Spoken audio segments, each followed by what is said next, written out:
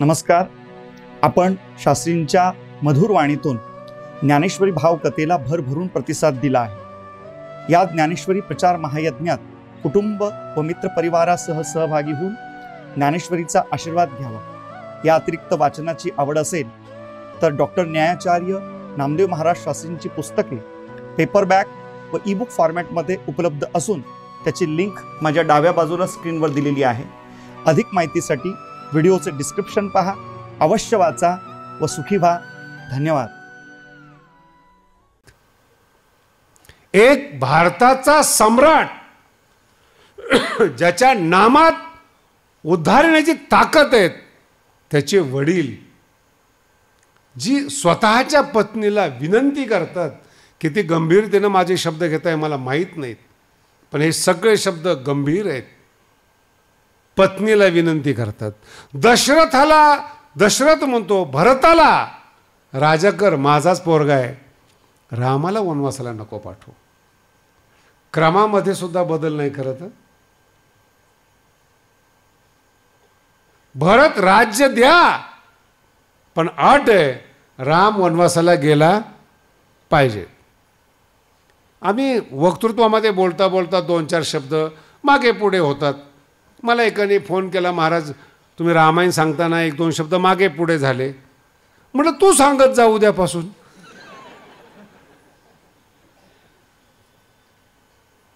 कथा ज्या आहेत, तत्व जे आहेत ते समजण्यासाठी आहेत, बरोबर येण्यासाठी नाहीत.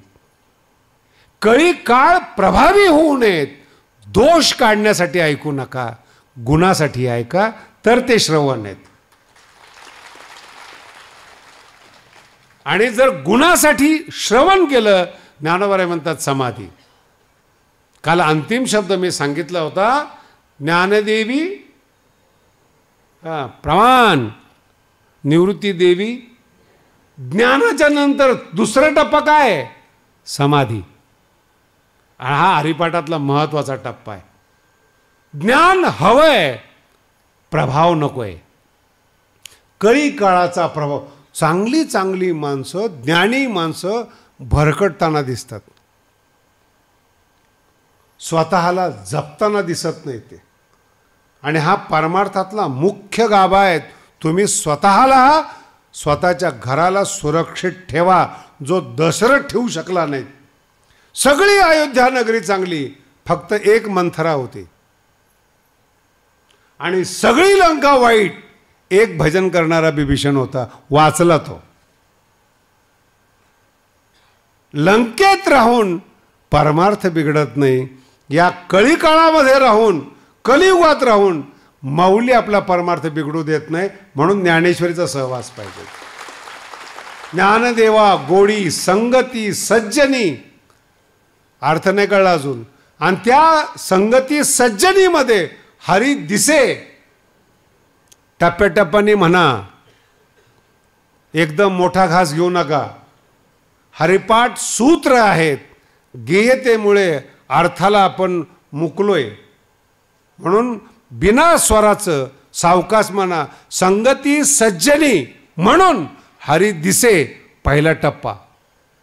हरी दिसतो, हरी जनीवनी दिसे. दुसरा टप्पा, याला योगी म्हणतात. आणि तिसरा टप्पा, हरी आत्मतत्वी दिसे. जीवन पूर्ण झालं, जीवनाची सांगता झाली. हा हरिपाठ आहे. आत्मतत्वी दिसणारा, जनीवनी दिसणारा एक हरी परमात्मा दिसतो, हरी बोलतो. मला जे जनाबाईचे अभंग आहेत, तुकोबारायांचे अभंग आहेत, देवाबरोबर बोलणाऱ्यांचे आहेत.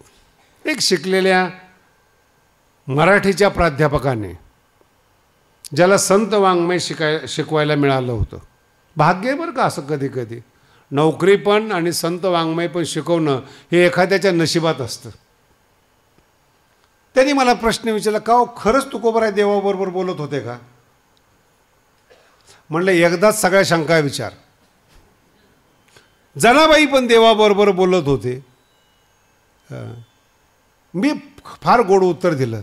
म्हणलं एक काम कर, म्हटलं तू एखाद्या वेळेस 1 तास बसलायस का कधी?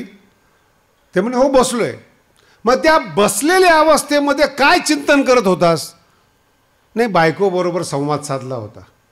बायको होती का? नाही कळालं अजून.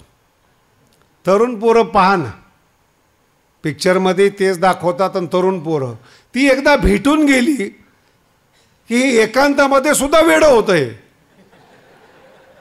ती बोलत नाही, हा तिच्याबरोबर, याला म्हणतात भावविश्व. या एरियाचं नाव काय? त्या भावविश्वात तुमच्या जीवनामध्ये विषय असतो आणि संतांच्या जीवनामध्ये निर्विषय असतो. त्याला संत म्हणतात. तुमच्या भावविश्वामध्ये तुम्हाला कोणाला बोलायचंय? लोकशाही आहे, स्वातंत्र्य आहे. काही काही महात्मे बघितलेत आम्ही, कोणी नसले की पैसे मोजतात. मी संताबद्दल बोलतोय. कोणी नसले की पण करत काहीच नाहीत, सवय. मी विचारलं, महाराज एकांतामध्ये पैसे, काही कामच नाही म्हणे महाराज. काम नाही, नाही कळालं. कामातून गेल्यानंतर काम नाही, तोपर्यंत काम आहे.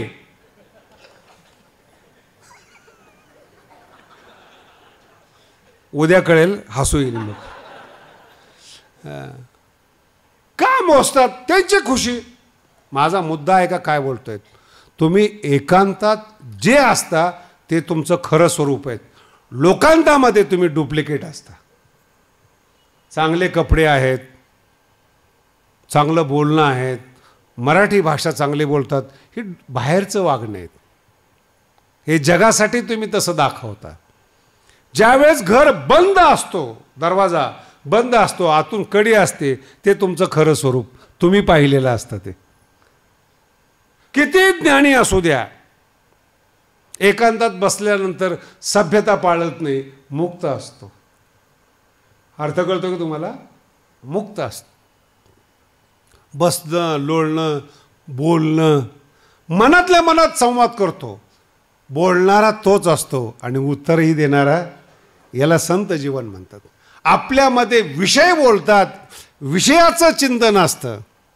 आणि साधूच्या जीवनामध्ये हरीचे चिंतन सर्व काळ. तुमच्याबद्दलच बोलतोय. एकांतामध्ये काय आठवतं? विषय, विषयी आहात. काय काही माणसं मार खाऊन येतात आणि बसल्या बसल्या मनातल्या मनात त्याला मारतात. नाही कळलं अजून? तो त्याला मार बसेल न बसेल, शत्रूचं अस्तित्व तुमच्या मनात आहे. तुम्ही दुखी आहात, हे पाप आहे. अर्थ कळाला? शत्रूचं अस्तित्व तुमच्या, तुम्ही नकारात्मक का होईना, शत्रू मनातल्या मनात पाळलेला आहे, हे पाप आहे. ज्ञानोबांचे अभंग पहा कसे आहेत. जागृती स्वप्नी पांडुरंग. स्वप्नामध्ये सुद्धा पांडुरंग.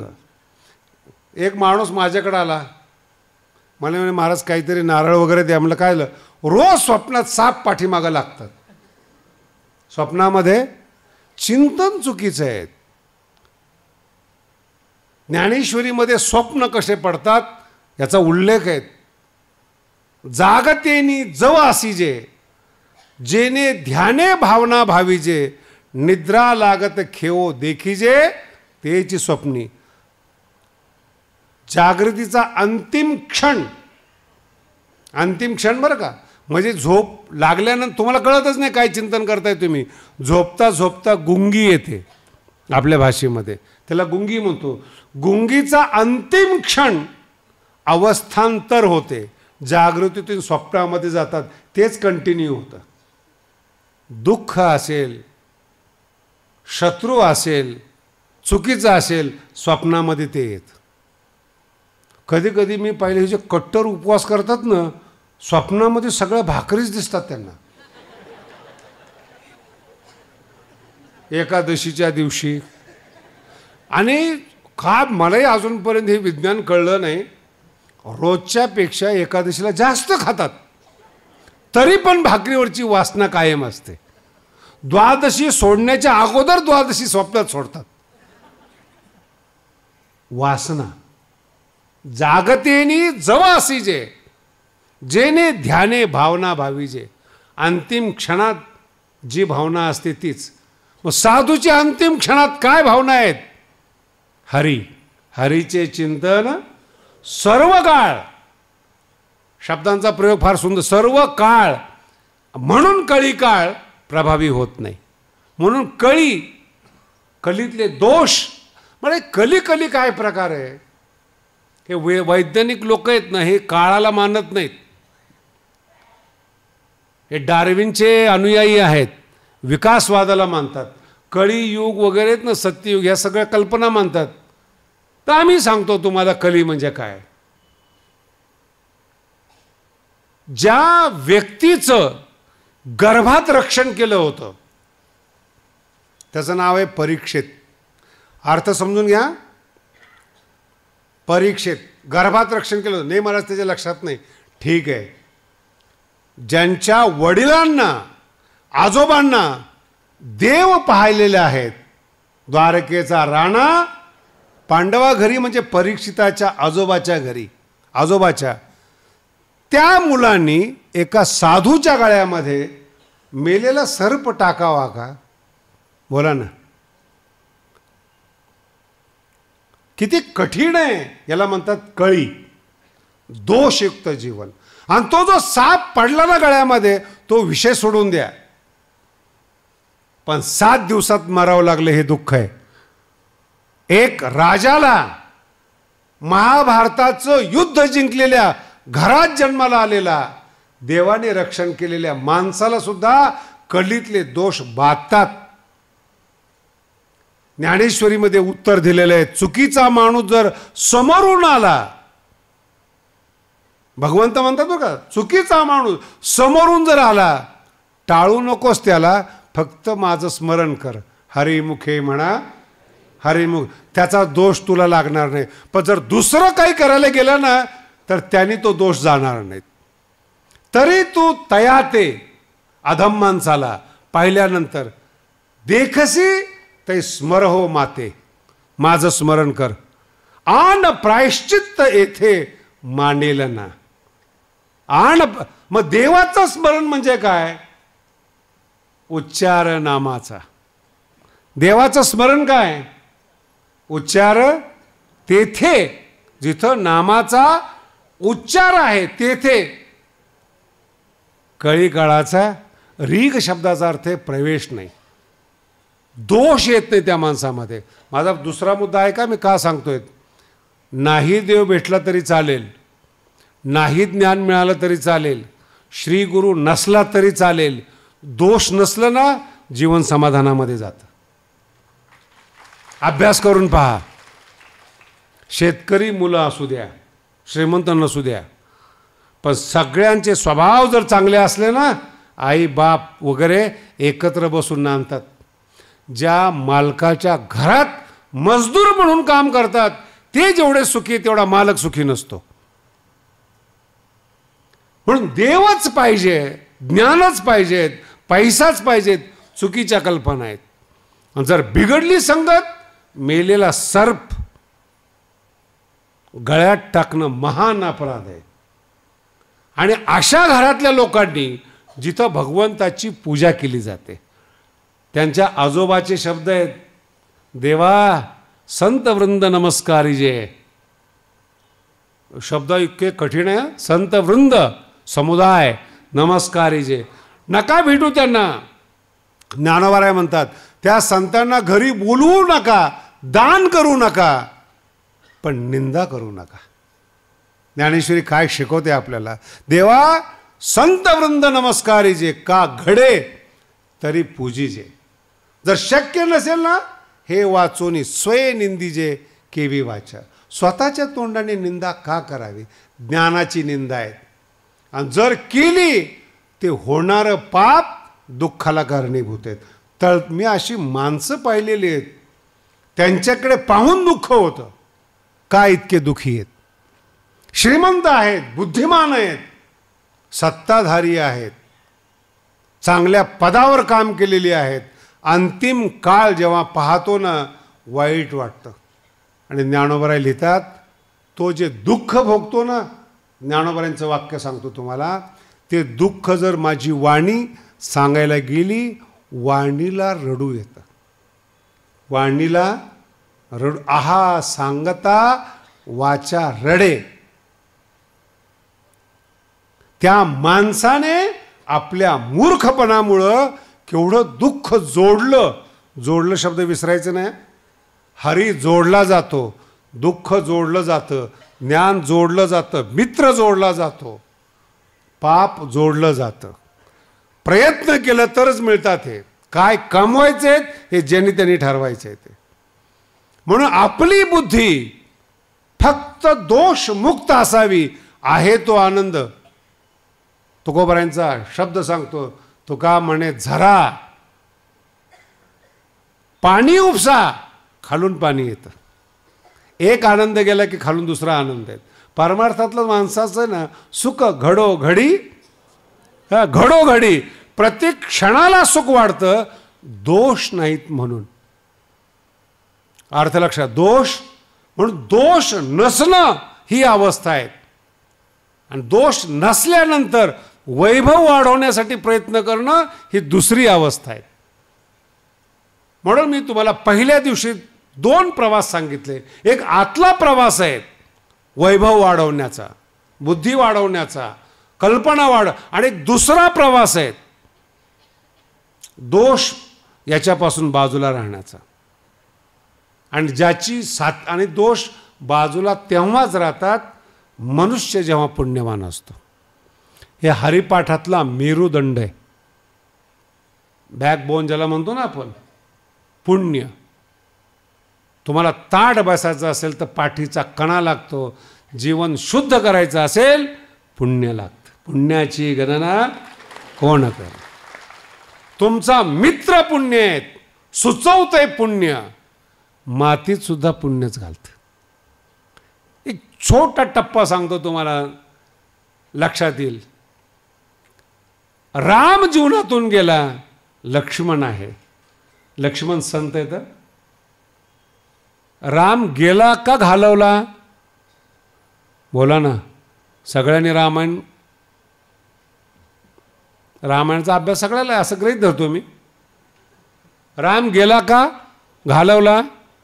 हरिणाच्या मागे राम सीतेने स्वतः पाठवला, रामाला जीवनातून काढलं असा अर्थ आहे त्याचा. लक्ष्मण रक्षण करायला होते. तुम्ही किती वैज्ञानिक असा, नका देवाला मानू, पण संतांची निंदा नका करू. संत तुमचे रक्षक आहेत. लक्ष्मण जोपर्यंत आहेत रावण आक्रमण करत नाहीत. संत जोपर्यंत तुमच्या जीवनामध्ये आहेत कळी काळ तुमच्याकडे येत नाही. आणि काय मूळ वाल्मिकी रामायणामध्ये फार छान विषय बरं का, काही वाद नाही. लक्ष्मण रेषा वगैरे नाही, मी मागे सांगितलं तुम्हाला, तो माझा महत्त्वाचा मुद्दा नाही. सीता दुखावते लक्ष्मणाला आणि अशी शब्द बोलते की लक्ष्मण सहन करू शकत नाही. सीता म्हणते तुम्ही 12 वर्षापासून आमच्या बरोबर आहात, भाऊजी तुमच्या मनात माझ्याविषयी पाप आहे. सीता रामाला पाठवते आणि संतांना दोषयुक्त ठरवते. दोषयुक्त, हेच तर कलियुग आहे. आजचं ज्या युगामध्ये ज्या लोकांमध्ये जगतो ना, हे लोक संतात दोष काढतात, हेच कलियुग आहेत. देव समजत नाही, देवाला मानत नाही, संताची निंदा करतात, याला कलियुग म्हणतात, जे वर्तमान काळात घराघरात पाहायला मिळतं. आणि लक्ष्मण जेव्हा जातो ना, सीतेची सोडवणूक होत असेल, गंभीरतेनं विषय आहे का, सीतेची सोडवणूक होत असेल, ती माताही होते अयोध्येमध्ये, कलंक जात नाही. सामान्य माणूस सुद्धा, मी काही राम नाही तुला परत घरात घ्यायला, माणसाच्या तोंडाला हात लावता येत नाही. एकदा कलंक लागला ना, लागला, तुम्ही कुणीही असा. भगवान बाबांचं जीवनाचं संशोधन करा. जेव्हा आक्षेप घेतला तेव्हा शरीराचं अंग बाबाने कापून टाकलं, पण आपली प्रतिभा कलंक जीवनाला लावून दिला नाही. संत आहेत. पुढचा टप्पा सांगतो ज्ञानोबारायांचा. हे इथपर्यंत भगवान बाबांचं पाहिलंय. माऊली काय सांगतात ते सांगतात. जर कलंक लागला जीवनाला, माऊली म्हणतात आत्महत्या केली पाहिजे.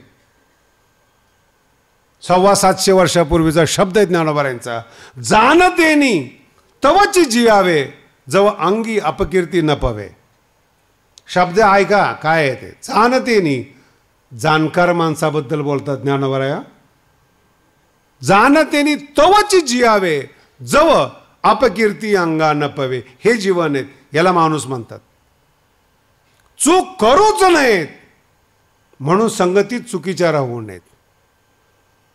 भगवानगडाचा अभ्यास करा. 100 तरुण पोरं आहेत, MA आणि BA आहेत. 18 वर्ष झाले, एक शब्द तुम्हाला ऐकू येत नाहीत. साधूचे संगती तरुणोपाय. अभिमान आहे मला त्यांचा.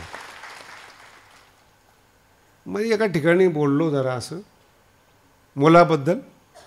प्रत्येकाला आपल्या मुलाचा अभिमान असतोच ना, आम्हाला असणारच ना. मला म्हणे, महाराज तुम्हाला फार अहंकार दिसतो.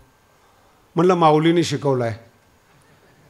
काही काही शब्दच लोकांना समजत नाही. माऊलीने कसं काय शिकवला? माऊली विनम्र आहेत. म्हणलं तुला समजत नाही त्याला मी काय करावं? माऊलीचे शब्द ऐका. कलंक शब्दावर बोलतोय मी. माऊली म्हणतात जेवढे संत आहेत संप्रदायात जन्माला आलेले आहेत, सगळे अहंकारी आहेत. ते म्हणतात आम्ही हरीचं भूषण आहेत. आमच्याकडे पाहून लोक भक्ती करतात. हा अहंकार आमच्याकडे पाहिजेत. ओव्या ऐका कशा सुंदर ओव्या आहेत. आम्ही ते अहंकारू वाहत अंगी. ओव्या ऐका. ते साधू संत अहंकारू वाहत अंगी. आम्ही हरीचे भूषावया लागी. आम्ही हरीचं भूषण आहोत. लक्षात. आम्ही हरीचे. आणि एक लक्षात ठेवा, नाही भूषण ठरला चालेल, तुमच्यामुळं देवावरची श्रद्धा कमी होता कामा नये. असं दूषित जीवन जगू नका. कलंकित जीवन जगू नका. तुमच्याकडं पाहून परमार्थाचा विश्वास कमी होता कामा नये. एक तर चांगलं जगा, अहंकारी जगा. आम्ही देवासाठी आहोत, आम्ही ज्ञानोबारायांसाठी आहोत, ज्ञानेश्वरीचं भूषण आहोत. बोला, पण आपल्यामुळं ज्ञानोबाराय बदनाम नाही झाले पाहिजेत. आपल्या दोषामुळं परमार्थ बदनाम नाही झाला पाहिजेत. कमीत कमी एवढं सांभाळा. याला जीवन म्हणतात. राहिलेला विषय उद्या पाहू. पुंडलिक वरदे.